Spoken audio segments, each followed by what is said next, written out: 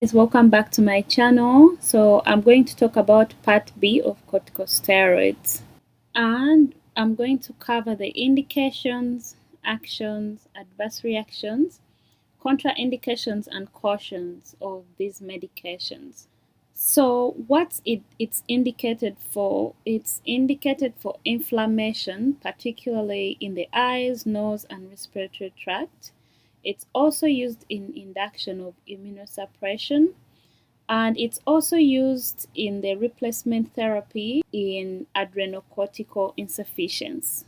How does it work?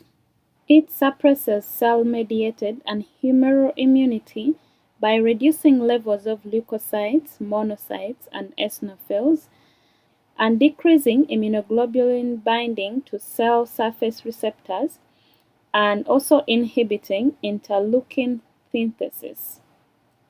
They also reduce inflammation by preventing hydrolytic enzyme release into the cells. So the adverse effects of corticosteroids: they suppress the hypothalamic pituitary adrenal axis, especially the systemic corticosteroid therapy. They also cause Cushingoid symptoms and various systemic disorders like diabetes and osteoporosis if it's used excessively. There are also other effects that these drugs might cause, like euphoria, edema, hypertension, peptic ulcers, fluid and electrolyte imbalances, and immunosuppression.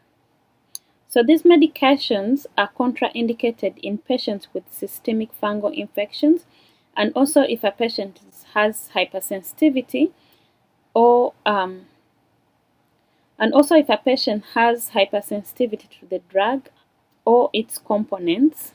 Mothers who need corticosteroid therapy should stop breastfeeding, and in geriatric patients they may have an increased risk of adverse reactions, so they need to be monitored closely.